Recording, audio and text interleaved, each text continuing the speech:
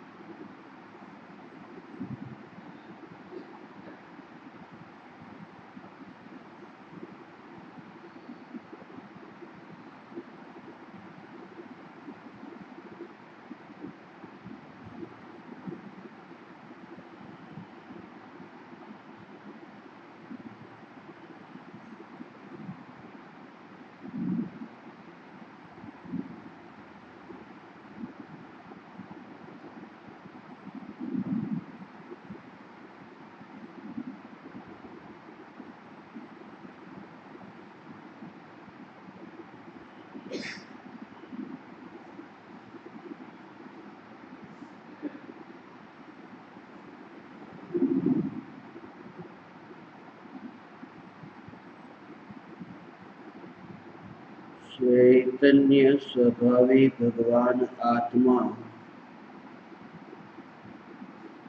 अनादि अनंत शुद्ध चैतन्य मात्र है,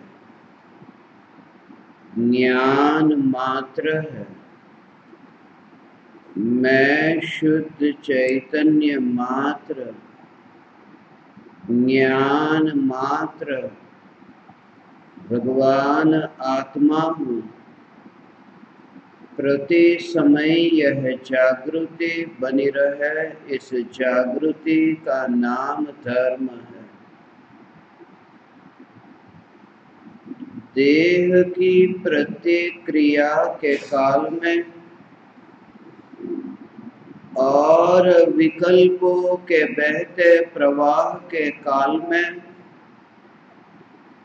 ज्ञानी को प्रति समय यह जागृति रहती है कि मैं चैतन्य तत्व इस देह की किसी भी क्रिया में और विकल्पों के बहते प्रवाह में कहीं भी मिला नहीं हूँ। ऐसा शुद्ध चैतन्य तत्व मैं हूँ। प्रति समय स्वयं की शुद्ध चैतन्य सत्ता का बोध आत्म जागृति ही धर्म है। चैतन्य तत्व की स्व संवेदन प्रत्यक्ष निर्विकल्प अनुभूति होते ही देह होने पर भी देहातीत दशा प्रकट होती है। इतना ही नहीं, विकल्प होने पर भी विकल्पातीत दशा प्रकट होती है। चैतन्य तत्व की निर्विकल्प अनुभूति होते ही आत्मा में अतीन्द्रिय आनंद का सागर उछलता है। फिर भी ज्ञानी की दृष्टि उस अतीन्द्रिय आनंद के सागर की ओर भी नहीं जाती और दृष्टि चैतन्य तत्व पर ही टिकी रहती है। यह चैतन्य तत्व ही मैं हूँ। चैतन्य तत्व की निर्विकल्प अनुभूति होते ही ज्ञान दीपक प्रज्वलित होता है।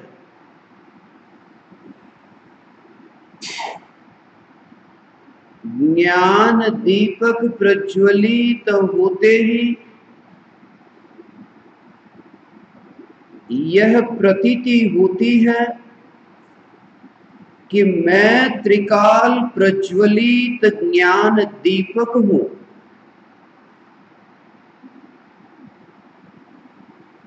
जब ज्ञान का दीपक प्रज्वलित होता है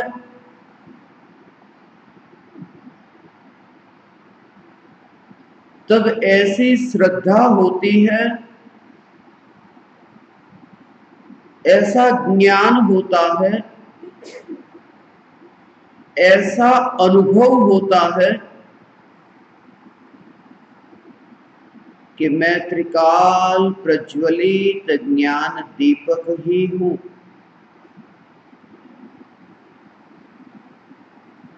शुद्ध चैतन्य सत्ता मात्र की अनुभूति। देह का जो नाम है, देह की जो पहचान है, उस पहचान से पार ऐसी चैतन्य तत्व की अनुभूति। विकल्पों के तरंग उठते हो आत्मा के सागर में, फिर भी उस अनुभूति में उन तरंगों के लिए कोई अवकाश नहीं। ऐसी वह अनुभूति जैसे कोई व्यक्ति सागर की गहराई में जाकर सागर का अनुभव करे और किनारे पर बाहर आकर उस सागर की गहराई में शांत सागर की जो अनुभूति हुई, उस अनुभूति को लिखे, उस अनुभूति को कहे। जब वह कहता है कि अनुभूति कैसी हुई सागर की गहराई में, तब वह अनुभूति नहीं करता, तब वह बाहर आया। और जब अनुभूति होती है सागर की गहराई में, तब कोई दूसरा नहीं, किसके लिए लिखे, किसको कुछ कहे, वहां तो वह अकेला सागर की गहराई में अनुभव करता है, शांत सागर का। आत्मा की अनुभूति ऐसी है कि जिस समय चैतन्य तत्व की अनुभूति होती है, वहां कोई दूसरा नहीं, वहां तुम ही हो, वहां तुम ही चैतन्य लोक हो। और वहां पूरे लोक की जनसंख्या, पॉपुलेशन, एक चैतन्य सत्ता, और कोई दिखाई नहीं देता।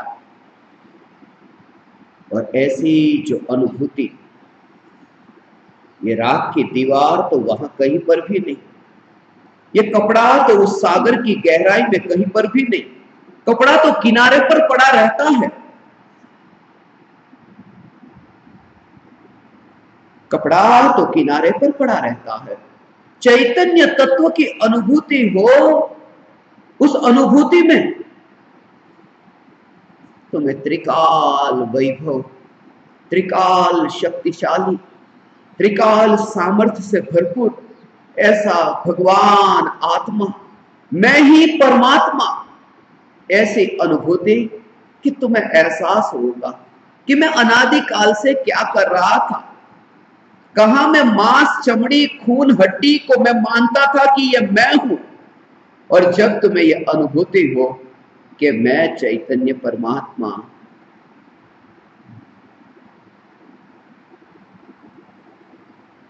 तब परमात्मा नया प्राप्त नहीं हुआ, परमात्मा अनादिकाल से प्रकट है। सिर्फ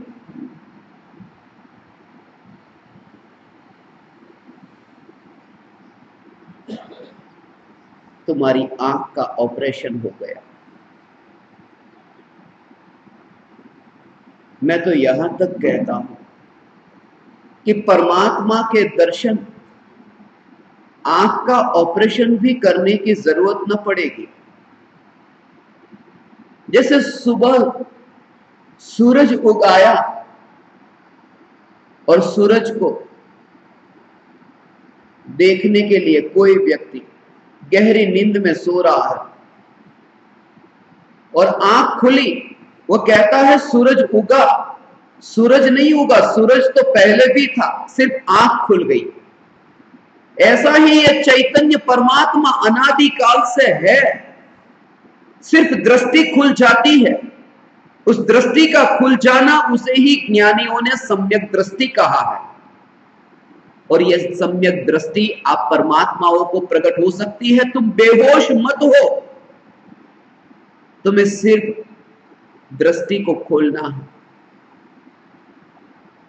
सद्गुरु वह है जो जगाता है। सूरज को उगाता नहीं, तुम्हें सिर्फ जगाता है। क्योंकि सूरज तो है, वो सिर्फ यह कहता है कि आंखें खोलो और देखो चैतन्य सूर्य को। तुम देखो इस चैतन्य सूर्य को। तुम मुझसे तो कभी मिले ही नहीं और कभी तुम मुझसे मिल सकोगे भी नहीं। तुम जो मुझे देखते हो, ऐसा लगता है तुम मुझे नहीं देखते हो। कोई पड़ोसी है, उस पड़ोसी को तुम देखते हो। तुम्हारा मुझसे अब तक परिचय नहीं हुआ। तुम्हारा मुझसे परिचय नहीं हुआ इसलिए क्योंकि तुम्हारा तुमसे ही परिचय नहीं हुआ। जिस समय तुम अपने से परिचय करोगे, उस समय तुम समस्त परमात्मा का परिचय करोगे और तुम्हें वह अनुभूति प्रकट होगी। गुरु तुम्हें एहसास कराता है कि तुम कौन हो। तुम भूल करके बैठे हो, रत्न को अपनी मुट्ठी में ही बंद रखा है। बहुत बार ऐसा होता है, हमें घर से बाहर निकलना हो और ताला लगाना हो, चाबी हमारे हाथ में हो और हम सारे घर में एक एक कमरे में ढूंढते हैं कि चाबी खो गई, चाबी खो गई। चाबी नहीं खो गई, चाबी तो हाथ में ही है। हम कहते हैं कि चाबी खो गई, चाबी नहीं खो गई, चाबी का ज्ञान खो गया। ऐसे ही परमात्मा नहीं खोया है, परमात्मा तो यही है। सिर्फ परमात्मा का ज्ञान, परमात्मा की श्रद्धा, परमात्मा की अनुभूति खो गई है। और जिस समय तुम्हारा ध्यान चाबी पर गया, तुम सभी से कहते हो बस चाबी मिल गई, चाबी मिल गई। चाबी कहीं से आई नहीं, यही थी, सिर्फ तुम्हारी नजर गई। वही प्राप्त की प्राप्ति है कि चैतन्य सत्ता जो प्राप्त है उस पर नजर जाए, उस पर दृष्टि जाए, वही प्राप्त की प्राप्ति है। परमात्मा नया प्राप्त नहीं, यही प्रकट है, यही प्रकट है, यही प्रकट है। उस परमात्मा तत्व की अनुभूति।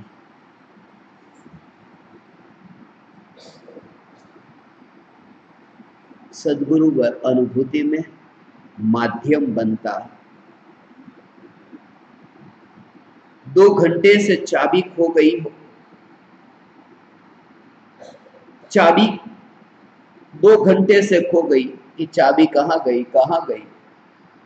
और फिर कोई व्यक्ति तुम्हें बताए कि चाबी तो तुम्हारे हाथ में है, तुम उनका उपकार कैसे मानते हो? अरे 2 घंटे से मैं यहां वहां भटक रहा था और तुमने मुझे बता दिया कि चाबी तो यही है। तुम्हारा बहुत बहुत उपकार। 2 घंटे से भटक रहा था। और विचार करो, 2 घंटे से जो भटक रहा था उसे जब कोई बताए कि तुम्हारे हाथ में ही चाबी है। सद्गुरु वह है जो अनादिकाल से भटकने वाले शिष्य को ये कहते हैं कि परमात्मा तुम्हारे हाथ में नहीं, तुम परमात्मा हो और तुम्हारा कोई हाथ ही नहीं है, क्योंकि हाथ तो शरीर का होता है, तुम तो स्वयं परमात्मा हो। तुम्हारे हाथ नहीं, तुम्हारे पैर नहीं, तुम्हारे आंख कान नाक ये तुम्हारा नहीं, तुम तो अशरीरी परमात्मा हो। ये शरीर जिसे तुम देखते हो वो मेरी पड़ोसन को देखते हो। मेरी पड़ोसन है ये शरीर, राख की दीवार जिसे मैं पड़ोसन कहता हूं। और पड़ोसन तो बदलती रहती है, कभी ये कभी वो, मगर अब अधिक नहीं। अब तो ऐसी दशा प्रकट हो कि इस राख की दीवार से छुटकारा, चैतन्य तत्व की अनुभूति। एक समय के लिए तुम्हें अंतर में आत्मा में डुबकी लगे, और डुबकी लगते ही परम कृपालु देव श्रीमद राजचंद्र जी कहते हैं, तुम देह होने पर देहातीत हो जाते हो। शरीर होने पर भी तुम्हें शरीर नहीं रहा, और ये दुनिया नहीं समझ पाएगी। दुनिया कहेगी कि इसे क्या हो गया, इसकी तबीयत खराब हो गई।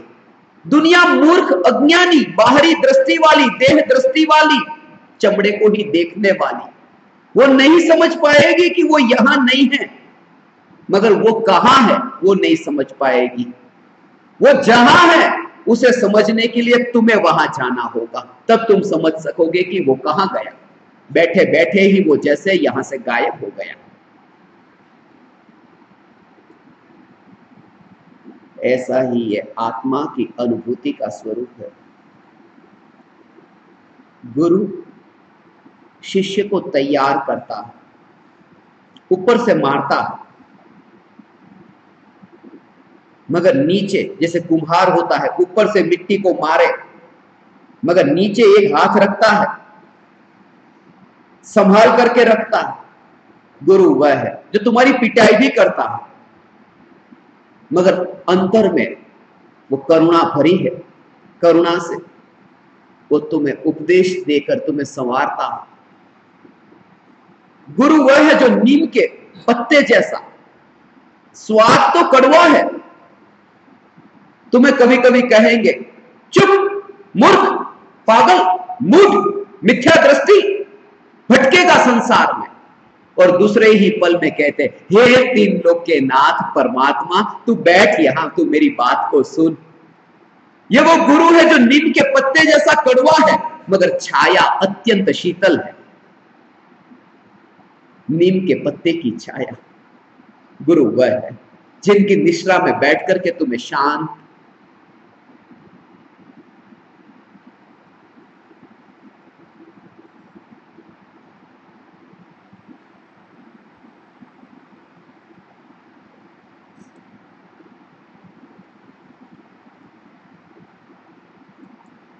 हे चैतन्य परमात्मा, परम कृपालु देव ये कहते हैं, विचार करने पर पता चलता है देहधारी है।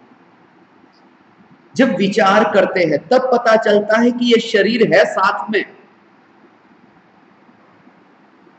वरना ऐसी मस्ती है कि चैतन्य के अतिरिक्त और कुछ भी अब नहीं दिखाई देता। परम कृपालु देव श्रीमद राजचंद्र जी, ये परम कृपालु देव, परम कृपा की हम पर, वरना कहां कहां मैं भटकता।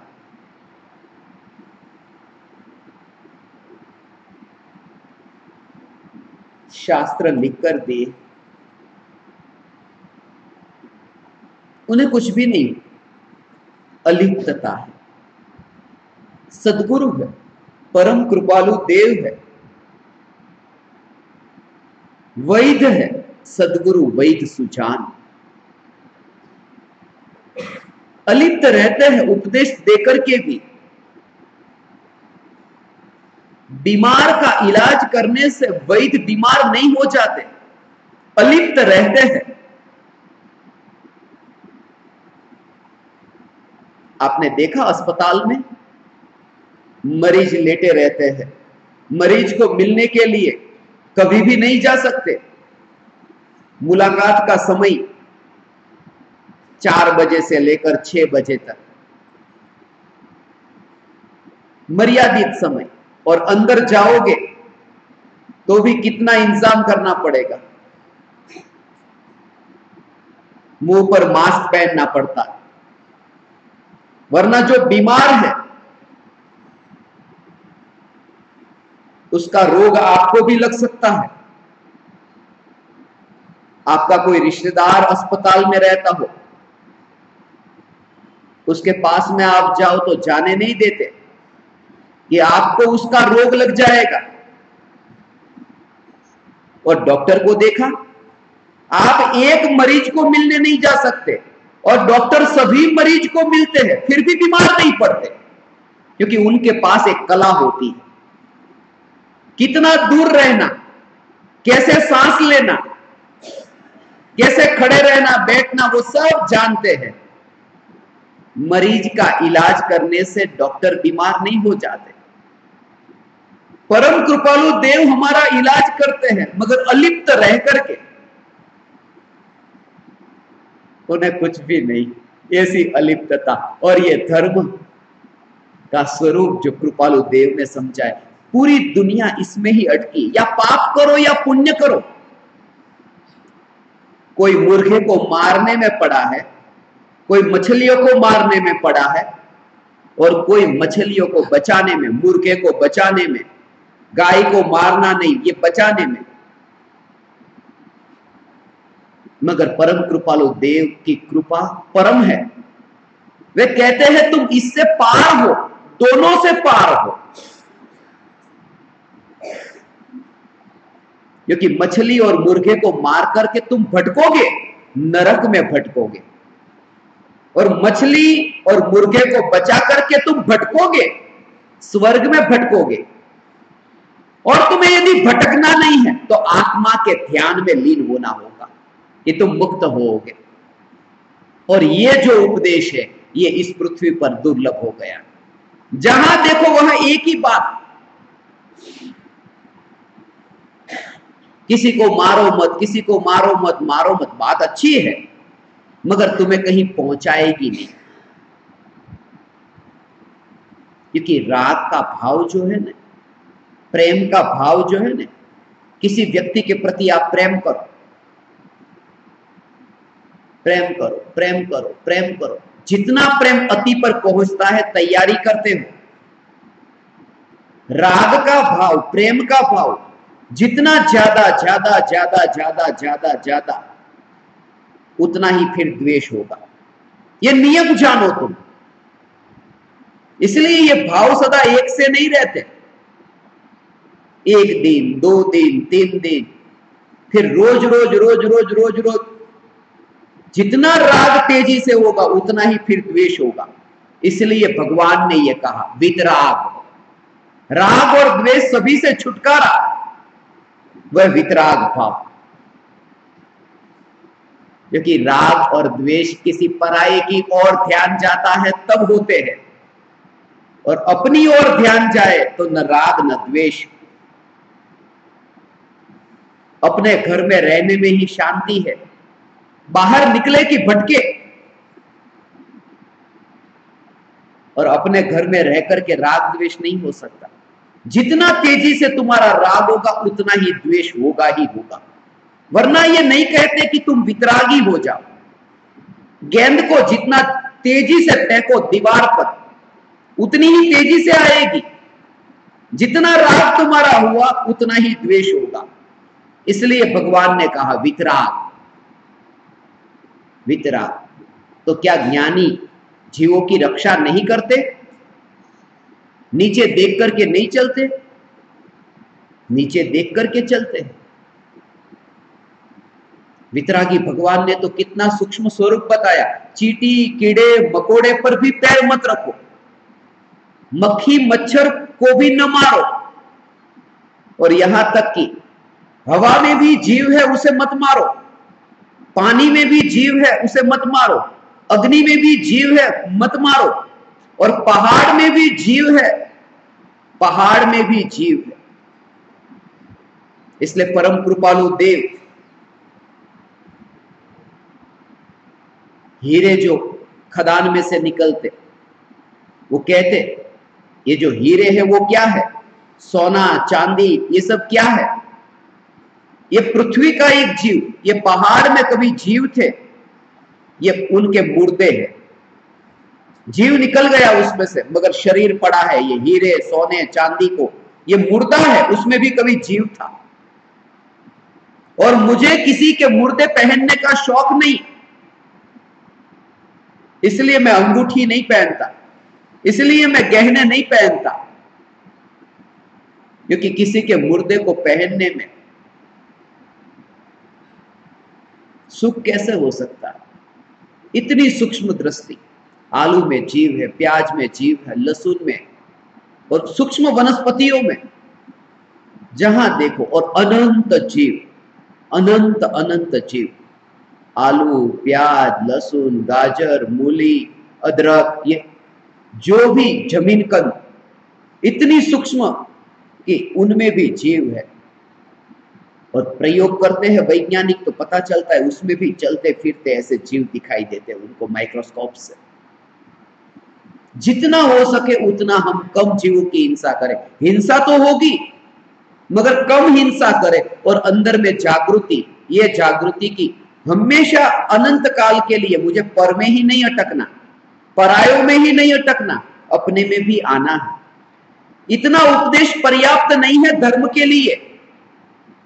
ये तो सिर्फ माध्यम है, ये तो सिर्फ सीढ़ी है, सीढ़ी पर चढ़ो मगर अटके मत रहो सीढ़ी पर, वरना पहुंच न सकोगे गंतव्य स्थान तक, अपने डेस्टिनेशन तक। सीढ़ी पर अटक मत जाना। ये जीवों की रक्षा, करुणा, ये सब जरूरी है, ये भाव जरूरी है, मगर ये भाव धर्म नहीं, ये भाव धर्म नहीं है। आज मांस नहीं खाया, अच्छा किया, किसी जीव को न मारा, अच्छा किया, मगर ये धर्म न हुआ। धर्म तो जब अंतर में तुम जाओगे तब धर्म होगा, तब धर्म होगा। ये सुनकर के तुम्हें थोड़ा समझ में आ सके कि चैतन्य स्वरूप की स्थिरता ही धर्म है। सागर तो दूर है, मगर जैसे जैसे तुम सागर की ओर जाते हो, सागर को देखा नहीं, पानी को देखा नहीं, मगर तुम्हें शीतलता, तुम्हें ठंडक का अनुभव होने लगता है। ठंडी हवा आती है, तुम्हें लगता है कि अब सागर नजदीक आया। ऐसा ही आत्मा का अनुभव है। जब तुम सुनने के लिए बैठो और अभी तुम्हें अंदर से उल्लास आता हो, प्रमोद, उल्लास कि ये मेरी बात, और तुम्हारे चेहरे को देख करके मैं कह सकता हूं कि तुम्हारे चेहरे को देख करके कि तुम प्रमोद, उल्लास से सुन सकते हो कि प्रमाद से सुन, प्रमाद है या प्रमोद है। ये जो तुम्हें सुनने के लिए कभी पूरी रात भर की नींद आई है, थकान इतनी है तो नींद आ जाती है ऐसे, और कभी कभी सुनते सुनते सुनते सुनते बासी आ जाती है, ऐसा। तुम्हें लगता है कभी तुमने भोगों को भोगा तब कभी बासी आई? भोगों को भोगते समय कभी होता है? तुम्हें 1 करोड़ की लॉटरी लगने वाली है और नंबर तुम मैच करते हो, 1 मिल गया, 2 मिल गया, 3 मिल गया, 9 मिल गए, 10 आंकड़े हैं और 10 में से 9 मिल गए, तब तुम्हें ऐसा लगता है? मूर्ख हो तुम यदि तुम्हें अभी बासी आती है। नहीं आती है, मगर यदि आती है तो समझना कि तुमने समझा नहीं उस स्वरूप को। लोग तड़पते हैं, तरसते हैं, मरते हैं ये सुनने के लिए कि कब प्राप्त हो ये अवसर, अपूर्व अवसर, आत्मा की अनुभूति का अवसर। ये अवसर आज आखिरी दिन है, यहां पता नहीं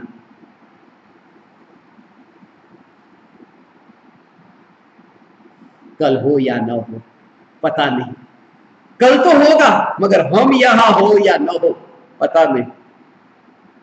बहुत कम समय है, जल्दी करो, तुम जल्दी करो। तुम्हारे अंतर में यदि ऐसा लगता है कि मरने से पहले अपने से मिलना है तो करो जल्दी। इसलिए तो आज से आपकी ज्ञान दीपक प्रज्वलन आत्म साधना प्रारंभ होने जा रही है। कचरा ऊपर का हट जाएगा, अंदर चैतन्य तत्व प्रकट है, वही प्राप्त होगा। हीरे को देखा, कोहिनूर हीरा, कोहिनूर हीरा जब मिला अली हफीज के खेत में से, मुझे एक घटना वो अली हफीज की अभी स्मरण में आई।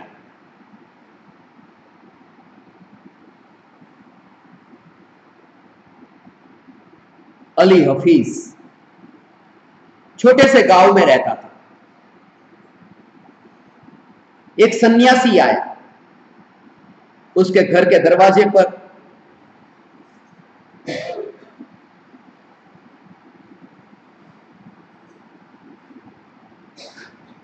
और अली हफीज को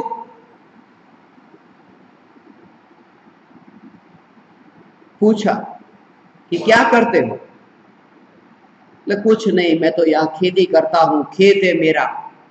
उस सन्यासी ने कहा, यहीं पर ये छोटे गांव में रहोगे, यहीं मर जाओगे? इस पृथ्वी पर कितने कीमती बहुमूल्य हीरे हैं, हीरे की खोज क्यों नहीं करते? यहीं पर ही गांव में रहना है कि बाहर भी जाना है? अली हफीज को उस सन्यासी ने हीरे के बारे में ऐसी ऐसी बातें कही कि अली हफीज को ऐसा लगा आज ही मैं निकल जाता हूं। वो उसी दिन अपना घर था, खेत था, सब बेच दिया और बेच करके निकल गया। वो जो जितने रुपये आए, वो रुपये लेकर के वो हीरे की खोज के लिए निकला। खेत बेचा, मकान बेचा और हीरे की खोज के लिए निकला।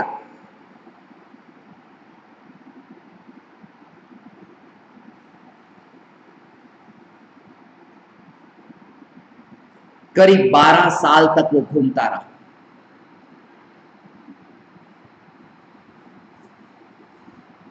और 12 साल के बाद जितने रुपये मिले थे, खेत बेचा था, मकान बेचा, वो रुपये सब पूरे हो गए, खत्म। सड़क के किनारे 12 साल के बाद अली हफीज पानी पानी करते मर गया। हीरा नहीं मिला, मौत मिली।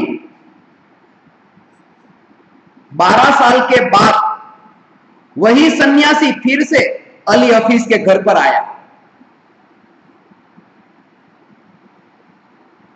12 साल के बाद, और उस सन्यासी ने पूछा कि अली हफीज कहां गया? बोले वो तो 12 साल पहले ही घर को बेचकर निकल गया, ये मकान तो अब मेरा है।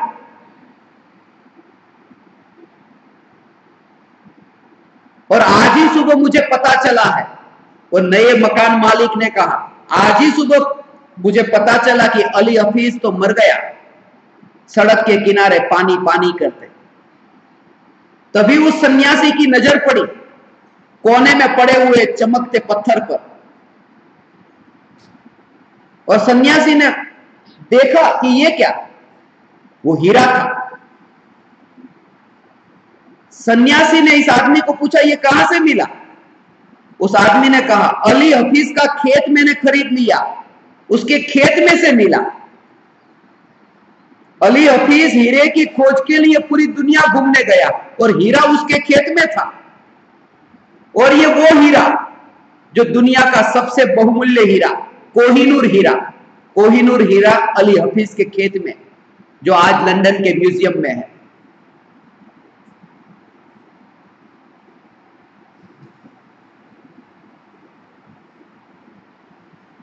अली हफीज के खेत में से हीरा मिला। हीरा ढूंढने के लिए कहीं बाहर जाने की जरूरत नहीं थी। ये चैतन्य हीरा भी ऐसा है, कहीं बाहर जाने की जरूरत नहीं, यही अंदर ही है। तुम आज सुनो, कल तुम्हें विचार होगा, कभी ना कभी तुम्हें समझ में आएगा।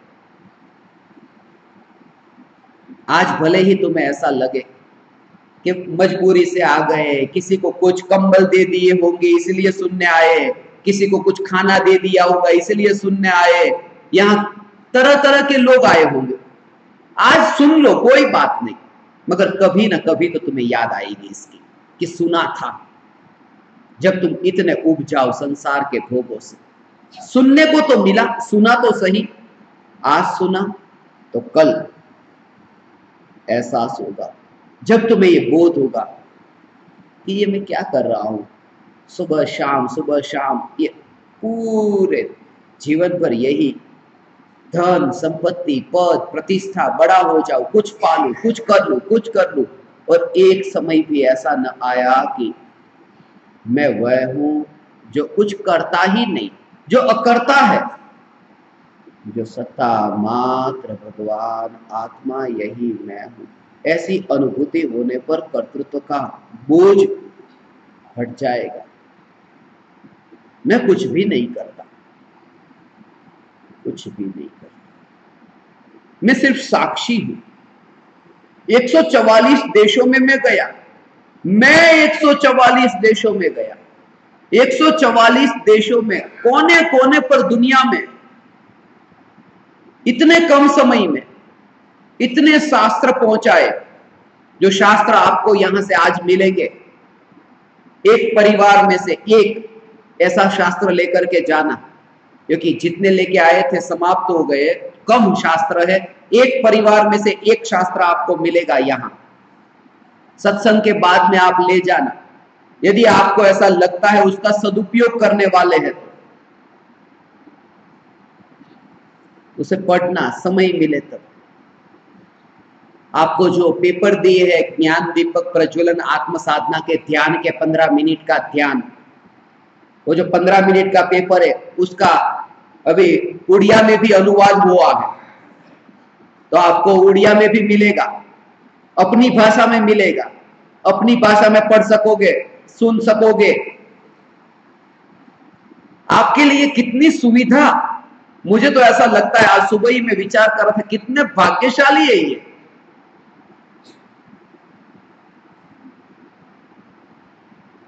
और अभी भी ये अवसर चूक गए तो उनके अभाग्य की बात मैं क्या करूं।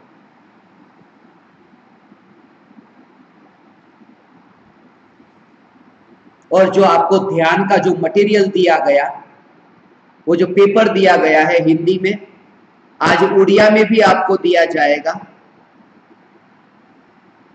आप अपने पास ही रखना, ऐसा नहीं उसकी जेरोक्स करके कोई दूसरा मांगे तो दे सकते हैं। आज ही मुझे किसी ने कहा कि किसी और को देना हो तो दे सकते हैं, कि छुप करके रखना है, अपने पास में ही रखना है। नहीं नहीं नहीं नहीं, कोई कॉपीराइट नहीं है, कोई हमारा अधिकार नहीं है उस पर। आप जिनको दो उनका, मेरा कुछ भी नहीं। जिनके पास पहुंच गया उनका, जो पढ़ेगा उसका हित होगा, जो सुनेगा उसका हित होगा। परम कृपालु देव ने आत्मसिद्धि शास्त्र हमारे लिए लिख करके दिया। आज लाखों जगह पर यह शास्त्र पहुंचा। ऐसे ही निकट काल में कुछ ऐसा घटित होने जा रहा है। आपके जैसे ही परमात्मा इस पृथ्वी के कोने कोने पर तरस रहे हैं अनुभूति के लिए, उनके पास ये वाणी पहुंचेगी, उन्हें छुएगी, अंतर में वह अनुभव होगा। संसार के क्षणिक का बोध होगा, यह जगत सारा क्षणिक है और आत्मा एक नित्य है। आत्मा का अनुभव बस एकमात्र नित्य है। एक ही अनुभव जो नित्य कहा, आत्मा नित्य, आत्मा का अनुभव नित्य। उसका भाव ये कि वो अनुभव ऐसा है, हुआ फिर भूला नहीं जाता। दुनिया के और भी अनुभव है। किसी के घर पर आपने रसगुल्ला खाया हो, उस समय रसगुल्ला खाया और 5 मिनट 10 मिनट, 1 दिन 2-4 दिन हुए, फिर आपको वो रसगुल्ला कैसा था वो याद भी नहीं है। किसी की शादी में आपने कौन से कपड़े पहने थे, जब पहने थे तब तो कैसे उछल रहे थे जमीन से ऊपर, और 2-4 दिन हुए कि कौन से कपड़े पहने थे पता ही नहीं। दुनिया के जितने भी भोग है वो सब भोग और भोगों का जो अनुभव है वो याद नहीं रहता, वो भूल जाते हैं। आत्मा का अनुभव हमेशा याद रहता है, क्योंकि आत्मा नित्य है और आत्मा का अनुभव नित्य है। वो वस्तु भी टिक करके नहीं रहती, तो वस्तु का अनुभव भी टिक कर कैसे रहेगा? रसगुल्ला टिक कर नहीं रहता, तो रसगुल्ले का अनुभव टिक कर कैसे रहेगा? आत्मा टिक कर रहता है, इसलिए आत्मा का अनुभव भी टिक कर रहता है। जल्दी करो, जल्दी करो, समय कम है। आत्मा का अनुभव बस एकमात्र नित्य है। आत्मा का अनुभव बस एकमात्र नित्य है। ऐसा अभेद चैतन्य तत्व का अनुभव। सारा जगत क्षणिक है, जगत सारा क्षणिक है। कभी ये चाहिए, कभी वो चाहिए, अनंत इच्छा, अनंत आकुलता, और फिर भी चैन नहीं, बेचैनी बनी रहती, बनी रहती। जितना भी मिले अंदर से ऐसा लगता है थोड़ा और ज्यादा मिल जाए, और ज्यादा मिल जाए। एक आदमी है जो मुझसे कहता है, मेरी एक ही इच्छा है, बस 10 लाख रुपये मेरे पास में आए ना, उसके बाद धर्म करूंगा। मैं कहता हूं नहीं करोगे, क्योंकि 10 लाख आएगा तब तुम्हें होगा कि अब 1 करोड़ आए। वो दिन ही नहीं आता, मौत आ जाती है, इच्छा बनी रहती। ये इच्छा को पूरी नहीं किया जा सकता, इच्छा को नष्ट किया जा सकता है, इच्छा पर विजय प्राप्त की जा सकती है। और इच्छा तो अनंत है, अनंत इच्छा। मुझे एक घटना अभी स्मरण में आई। एक आदमी को शादी करनी थी,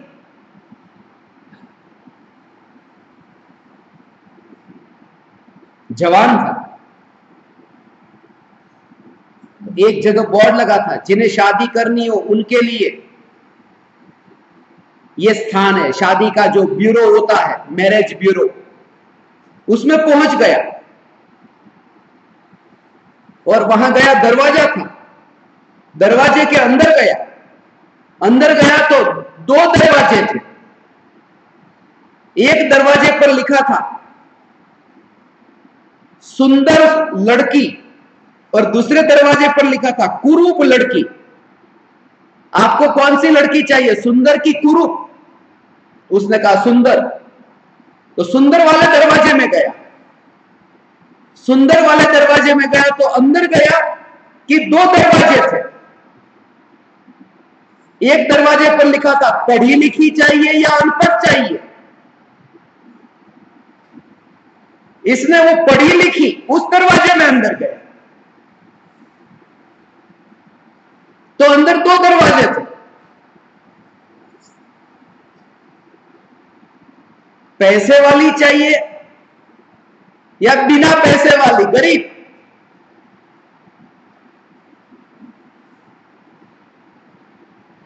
बेशक वही चुनता, आपको भी पता है कि पैसे वाली, पैसे वाली। और वो दरवाजे के अंदर गया। अंदर गया,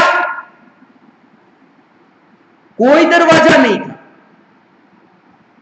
सिर्फ आईना था, दर्पण, और उस पर लिखा था कि आपकी जो पसंद है बहुत ऊंची है, एक बार आईने में अपना चेहरा देख लो, तुम उसके लायक हो।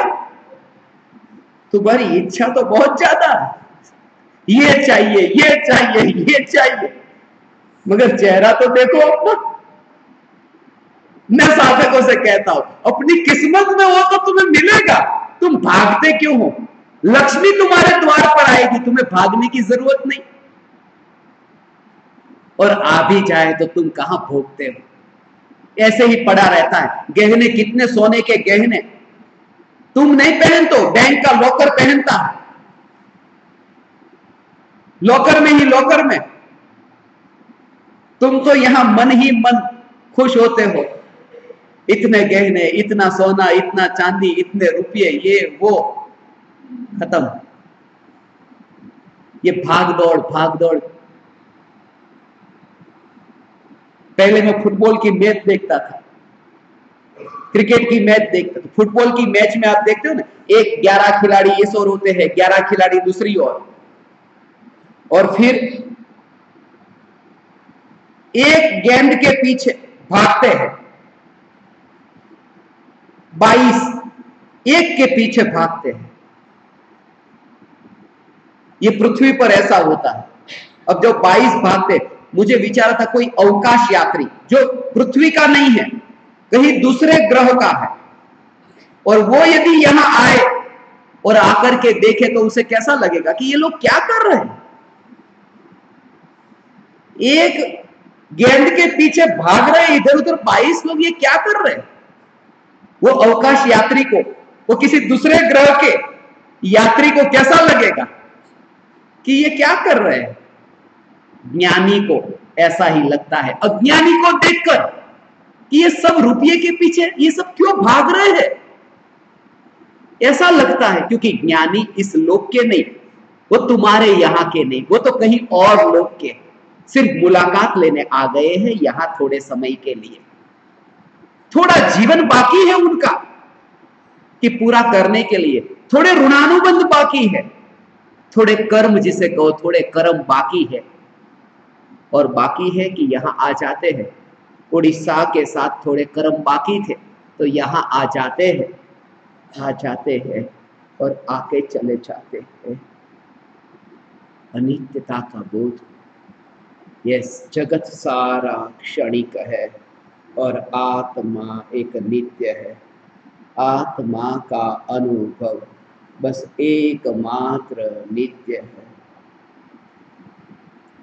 आत्मा की अनुभूति दिन रात फिर तुम यही पाठ करते रहो। सुबह उठ करके यदि तुमने यहां से शुरुआत की, आज बहुत से साधकों ने की होगी, यह जगत सारा क्षणिक है। सुबह उठ करके फिर पूरे दिन भर यही चलेगा, यही विचार आएगा, यह जगत सारा क्षणिक है, आत्मा एक नित्य है, आत्मा का अनुभव बस एकमात्र नित्य है। यह जगत सारा क्षणिक है और आत्मा एक नित्य है, आत्मा का अनुभव बस एकमात्र नित्य है। यही यही यही चलता रहा तो पूरे दिन भर यही विचार आएंगे, ये जागृति प्रकट होगी। यह जगत सारा क्षणिक है और आत्मा एक नित्य है, आत्मा का अनुभव बस एकमात्र नित्य है। फिर कोई भी वस्तु इसमें कहां सुख मानू। फिर हलवा आपके पास में थाली में आया ना, अरे ये हलवा भी अभी हलवा है, थोड़ी देर बाद पेट में गया और गया तो क्या हो जाएगा। ये क्षणिक है, यह जगत सारा क्षणिक है और आत्मा एक नित्य है, आत्मा का अनुभव बस एकमात्र नित्य है। कोई नए कपड़े खरीद करके लाए और थोड़े दिन में फट गए, पुराने हो गए, यह जगत सारा क्षणिक है और आत्मा एक नित्य है, आत्मा का अनुभव बस एकमात्र नित्य है। किसी ने तुम्हें गाली दे दी तो भी यह जगत सारा क्षणिक है और आत्मा एक नित्य है, आत्मा का अनुभव बस एकमात्र नित्य है। ऐसा कोई भी घटना घटित हो तब यही, यह जगत सारा क्षणिक है और आत्मा एक नित्य है, आत्मा का अनुभव बस एकमात्र नित्य है। आज रात को सपने में आएगा कि नहीं, ये यही आएगा ना सपने में, सपने में यही आएगा ना, यह जगत सारा क्षणिक है और आत्मा एक नित्य है, आत्मा का अनुभव बस एकमात्र नित्य है। सपने में आएगा ना, नहीं आएगा, क्योंकि सपने में तो तब आएगा जब नींद आएगी, नींद नहीं आएगी। यह जगत सारा क्षणिक है और आत्मा एक नित्य है, आत्मा का अनुभव बस एकमात्र नित्य है। ऐसा है भगवान, ये चैतन्य चैतन्य चैतन्य।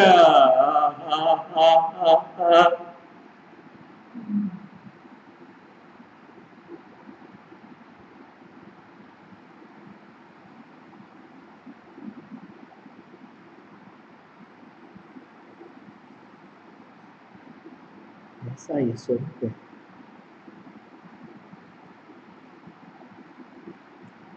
चैतन्य तत्व की निर्विकल्प अनुभूति अंतर से, जब वो अनुभव अंतर से ही प्रकट होगा। आत्मा की अनुभूति अंतर से प्रकट होगी, बाहर से नहीं आएगी। जब गुरु बोले और आप सुनो, अंदर से वो जो आनंद प्रकट होगा वो अंदर से, उसमें कहीं बाहर से गया नहीं था, अंतर से प्रकट हुआ। और वही असली अनुभव है, वही आत्मा अनुभव है। कुएं में जो पानी है कहीं बाहर से अंदर नहीं डाला, वो अंदर से ही प्रकट होता है। अंदर था, उसमें से ही प्रकट हुआ, उसमें से ही प्रकट हुआ। हौज में जो पानी होता है और कुएं में जो पानी है, अंतर है। हौज में जो पानी है वो बाहर से अंदर डालते हैं, कुएं में जो पानी है अंदर से बाहर आता है, और अंदर से बाहर आता है वो निर्मल जल का स्रोत ऐसे बहता है, शुद्ध पानी, शुद्ध पानी, शुद्ध पानी। वो गंदा नहीं होता। और हौज में पानी 4 दिन तक साफ न करो गंदा हो जाता है, क्योंकि बाहर से अंदर गया। तुम शास्त्रों को पढ़ करके, गुरु की वाणी को सुन करके जो अनुभव करोगे वो आत्मा का अनुभव नहीं, वो तो बाहर से अंदर गया। वो सुना, वो पढ़ा, वो असली नहीं। असली वो जो अंदर से प्रकट होगा, वो तुम्हें स्वयं के अनुभव से होगा। एक असली फूल, जिस फूल में से खुशबू आती, और एक प्लास्टिक का फूल जिसके ऊपर परफ्यूम छिड़क दिया, अत्तर डाल दिया उसके ऊपर। दोनों में अंतर, एक बाहर से सुगंध गई और एक अंदर से प्रकट हो रही है। ज्ञानी की अनुभूति वो असली फूल है, अंतर से अनुभूति होती है, अंतर से अनुभूति होती है। जिस समय तुम्हें यह लगे कि अब आत्मा के अतिरिक्त मुझे कुछ भी नहीं चाहिए, कहीं पर भी चैन नहीं पड़ता, कहीं पर भी रुचि कर नहीं लगता, तब तुम, दुनिया तुम्हारे चेहरे को देख करके कहेगी तुम तकलीफ में हो, तुम्हारी तबीयत खराब है, तुम्हारे पास में पैसे नहीं है, किसी के साथ झगड़ा हो गया है। तुम्हारे चेहरे को देख करके दुनिया ये कहेगी, मगर वो नहीं समझ पाएगी कि तुम्हें संसार में अब कहीं पर भी चैन नहीं पड़ रहा। तुम मजबूरी में यहां रहते हो, दुनिया ये नहीं समझ पाएगी। और दुनिया को समझाने की तुम्हें जरूरत क्या है? तुम समझो ये पर्याप्त है। मगर चैतन्य चैतन्य चैतन्य ही तुम्हारे अंतर में बसे। राबिया हुई, राबिया कहती थी कि मैं स्वर्ग को जला देना चाहती, नरक को डुबा देना चाहती, कुछ भी नहीं चाहिए, न स्वर्ग चाहिए न नरक चाहिए। मैं भी आपसे यही कहता हूं, न पुण्य चाहिए न पाप चाहिए, जो है बस उससे ही संतुष्ट, उसमें आनंद है, उसमें शांति है, वही सुख है, उससे ही अतीन्द्रिय आनंद है, अंतर से प्रकट होगा। और फिर तुम कहीं पर भी रहो, फिर शरीर अभी छूट जाए, छूटने ही वाला है। 5 साल बाद, 25 साल बाद क्या फर्क पड़ता है, छूटने ही वाला है। मगर छूटने के बाद में फिर तुम कहां जाओगे? तुम कहां जाओगे? तुम यहीं रहोगे। कहां जाओगे? यहीं रहोगे, यहीं रहोगे। यही माने कहां? ओडिशा में नहीं, आत्मा में ही रहोगे, आत्मा में रहोगे। सोक्रेटिस को, सुकरात को पूछा था जब उसे जहर दिया गया तब,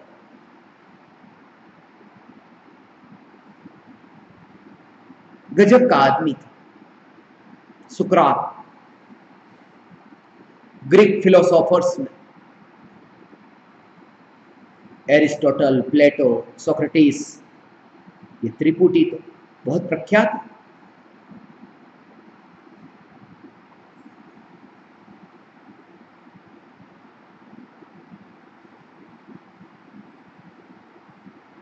सोक्रेटिस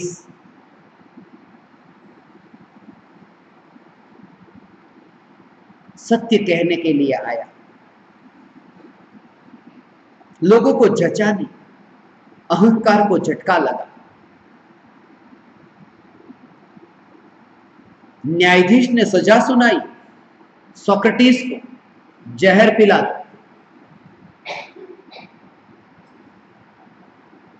मैं जब सोक्रेटिस के गांव में था तब मुझे ये बात बहुत स्मरण में आ रही थी।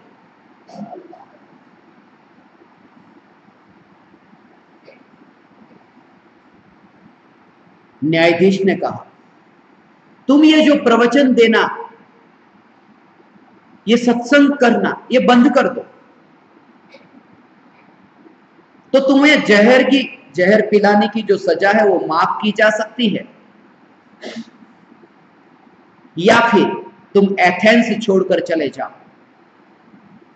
एथेंस शहर, उस शहर को छोड़कर बाहर चले जाओ। तुम्हें जहां आत्मा परमात्मा जो भी बात करनी हो वहां करना, मगर यहां रह करके मत करो,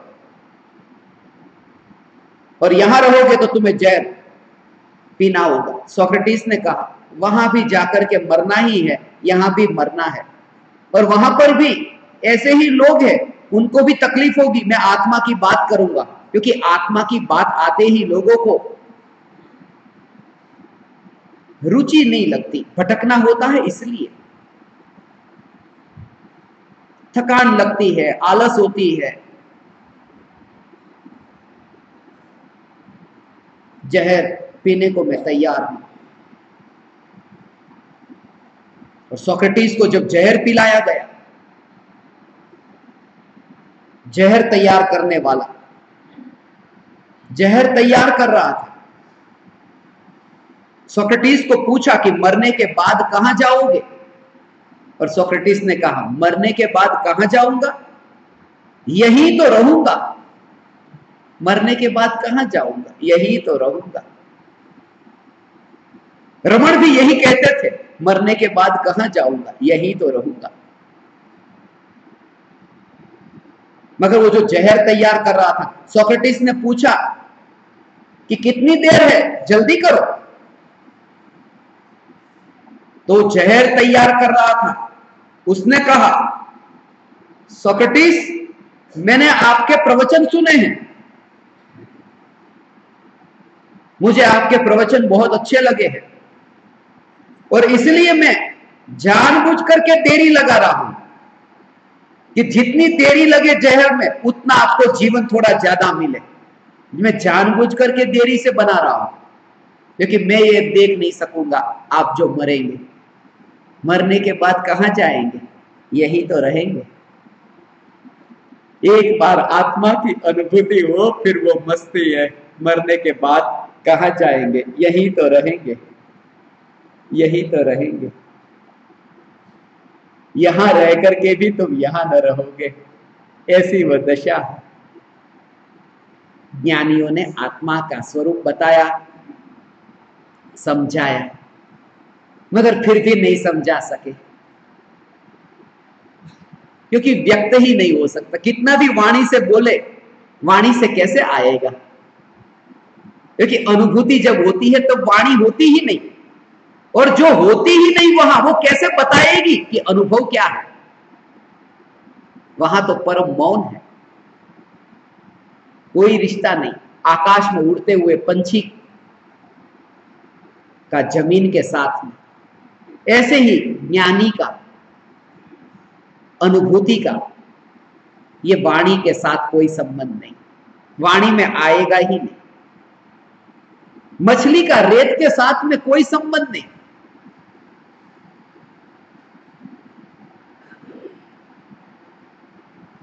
वाणी में न आएगा। फिर भी ज्ञानियों ने हम पर अत्यंत करुणा करके कि कोई एकाध बिरला ये सत्य को समझ ले, एक जीव भी ये समझ ले, तो ये बोलना सफल हो गया। एक जीव भी सत्य को समझ ले।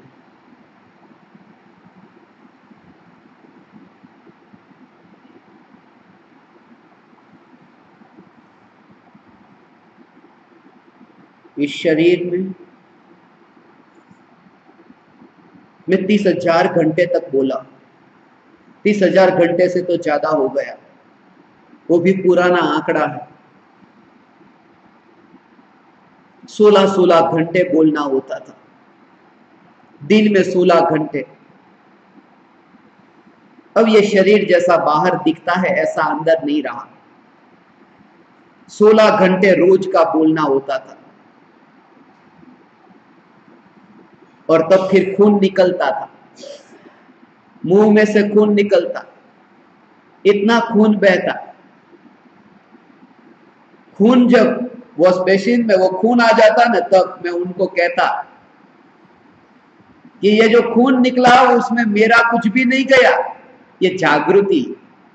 खून निकला वो धर्म नहीं, मगर खून निकल गया उसमें मेरा कुछ नहीं गया, ये जागृति, ये धर्म। क्योंकि मेरा भगवान आत्मा, ये चैतन्य तत्व यदि खून में चला जाता तो यहां तो पता चल रहा है कि खून है वहां, वो किसे चल रहा है, वो तो यही है, इसलिए वो वहां गया नहीं है। ऐसा प्रयोग करना। कोई भी घटना जीवन में घटे तो देह के साथ में, इस शरीर को ऐसा तुम देख सको।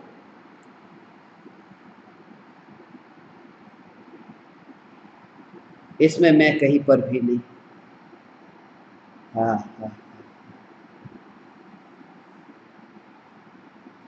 ऐसी वह अनुभूति आप परमात्माओं को शीघ्रातिशीघ्र प्रकट हो। आत्मा की अनुभूति आप परमात्माओं को प्रकट हो।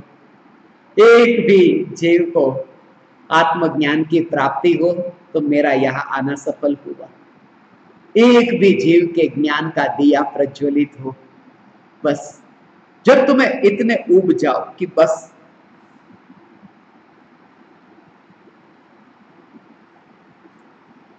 मृत्यु तुम्हें दिखाई दे, मौत दिखाई दे, मौत दिखाई देगी तो ही होगा। तुम्हें लगता है समय है, अभी कल है ना, अभी समय है, अभी तो है, अभी तो है।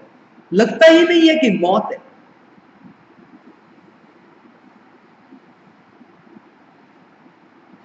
मौत दिखती ही नहीं। और ज्ञानी को प्रति समय यह दिखता है कि मृत्यु नजदीक आ रही है। मौत दिखती है कि मौत आई आगे, और तुम्हें पता चले कि आज शाम को तुम्हें फांसी की सजा दी जाने वाली है, और फिर हलवा दिया जाए और फिर कहे कि चखो कैसा लग रहा है। आप कहो कि क्या हलवा है, पता ही नहीं, लौकी का हलवा है, मैं तो समझ रहा था कि लौकी की सब्जी है, पता ही नहीं, रस आता ही नहीं।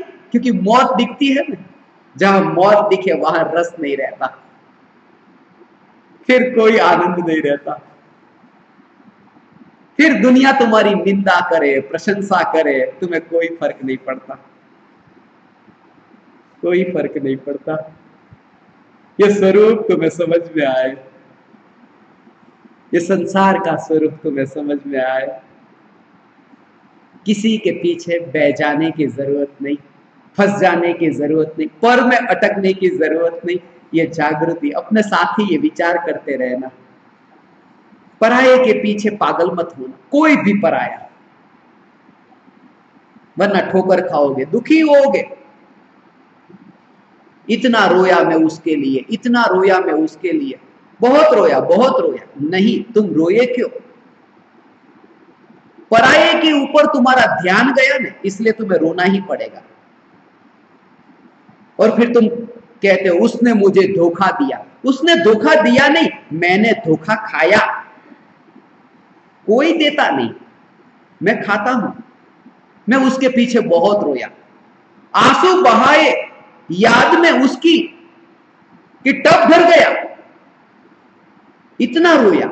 आंसू बहाए याद में उनकी कि टब भर गया।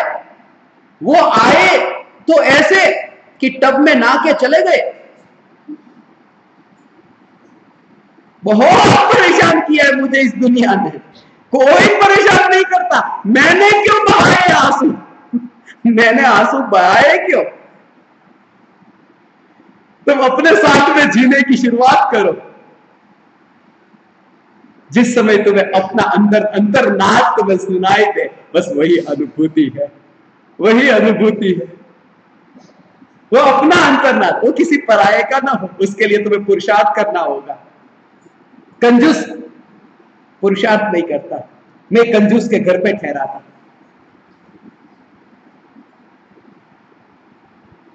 कंजूस के घर पे ठहरा, उसके घर पे मैंने पूछा कि यहां आपके पास कोई सितार है, संगीत बजाना सितार है? बोले नहीं है। ढोलक मंजीरे? तो नहीं, कुछ भी नहीं। तो आपको कभी सुनने का मन नहीं होता? बोले होता तो है, मगर जब भी सितार सुनने का मन होता है तब ये खिड़की खोल देता हूं, पड़ोसी बजाता है, सुन लेता हूं। जब मंजीरा सुनने का मन होता है तो ये खिड़की खोलता हूं, वो मंजीरा बजाता है। मेरे आसपास सब संगीत वाला ही है, मगर खुद कुछ भी नहीं करता। कंजूस के घर पे ठहरा। तुम कंजूस मत होना कि गुरु ने कुछ कहा और तुमने सुना खिड़की से और मजा ले लिया, ऐसा नहीं। अंदर तुम बजे, तुम्हारे अंदर संगीत बजे, उधार मत लेना, वो तुम्हारा अपना होगा, क्योंकि उसमें गुलामी ना होगी। किसी के लिए ऐसा ना होगा कि अरे मुझे परतंत्र होना पड़ेगा, पराधीन होना पड़ेगा, अब क्या होगा, अब क्या होगा। वो नहीं होगा तो फिर मेरा सुख भी गया। मेरा सुख किसी और के अधीन न हो, वही स्वतंत्रता है, वो स्वाधीनता है। मेरा सुख किसी भी पर पदार्थों के अधीन न हो। यहां रहता है ज्ञानी, मगर यहां नहीं रहता। दुनिया के साथ में रहता है, लोगों के, अज्ञानियों की भीड़ के बीच में रहता है, मगर कमल का पत्ता जैसे पानी में रह करके पानी को छूता नहीं, ऐसे ही ज्ञानी यहां रह करके भी यहां नहीं रहते। जैसे सोना कीचड़ में पड़ा हो, मगर सोने को जंग नहीं लगती, लोहे को लग जाती है। ज्ञानी का जीवन सोने जैसा है। कीचड़ में रहते हैं, अज्ञानियों के बीच में, फिर भी अलिप्त रहते हैं। वह अलिप्तता, किसी ने निंदा की, किसी ने प्रशंसा की, मगर अपने साथ जो कनेक्शन जुड़ा है वही, वो कनेक्शन छूटता नहीं है, वही धर्म है।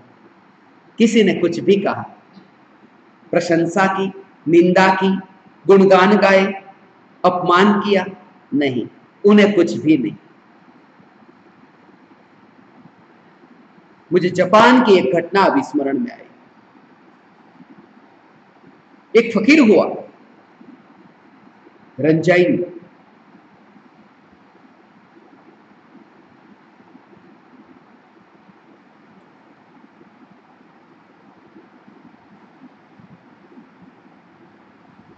किसी ने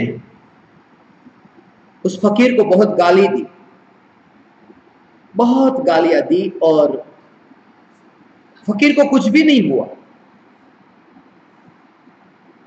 उन लोगों ने पूछा, हम इतनी गंदी गंदी गाली दे रहे, आपको कुछ होता नहीं? फकीर ने कहा, चलो मेरे साथ। फकीर उनको लेकर अपने घर पर गया, जहां झोपड़ा था,